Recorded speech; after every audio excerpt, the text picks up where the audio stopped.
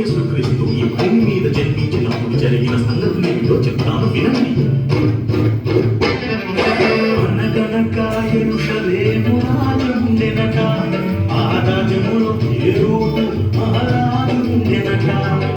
తెలిపిరి హేరోదుకు యేసురాజు పుట్టెనట, హేరోదే రాజుగా తప్ప వేరే రాజుగా కూడదట. అయ్యో పాపం హేరోదు ఆట సాగలేదట, యేసురాజుని చంపగోరి ఆజ్ఞదారి చేసెనట. సాతాను తంత్రాలేవి కూడా సాగలేదట, యేసురాజే మహారాజుగా పూజింపబడినట. ఇది కథ కాదు, ఇది కథ కాదు, యథార్థముగా జరిగిన సంఘటన. విభజింపబడిన చరిత్ర రెండు భాగాలు తన వలన. ఏమి చిత్రమో, ఓ ఎంత భాగ్యమో, ఏమి చిత్రమో, ఓ ఎంత భాగ్యమో.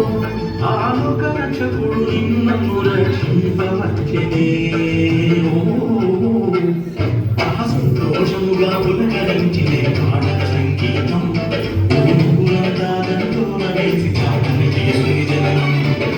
సంతోషముగా పులకరించినే పాటల సంగీతం.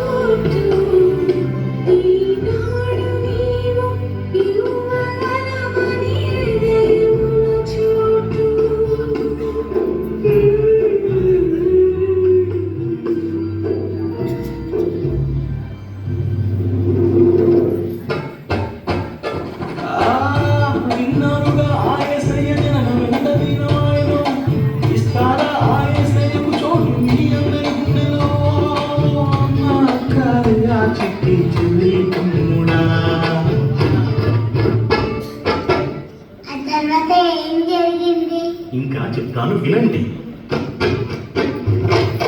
అదిగో ఆ తూర్పు దేశపు మహాజ్ఞానులట, ఆ చుక్కను చూడగా తెలిసెను రక్షకుడు పుట్టెనట.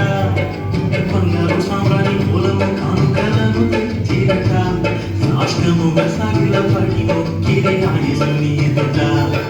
గొర్రెల కాపరులు గొర్రెలు కాయుచుండిరట, ఓ గొప్ప వెలుగు వారి మధ్యన ప్రకాశించెనట. ఆ వెలుగులోన ఉత్తరి శుభవార్త తెలిపెనట. ఇక సంతోషముగా యేసురాజుని దర్శించవచ్చినట. ఇది కథ కాదు,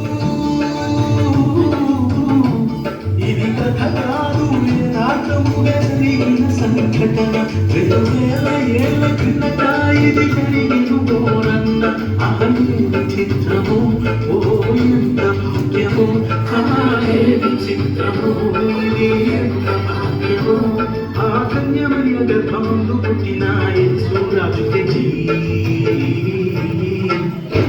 సంతోషముగా పులకరించిదే కావన సంగీతం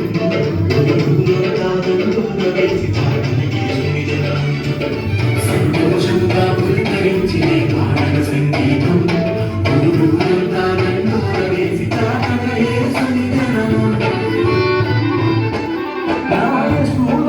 దేవుడే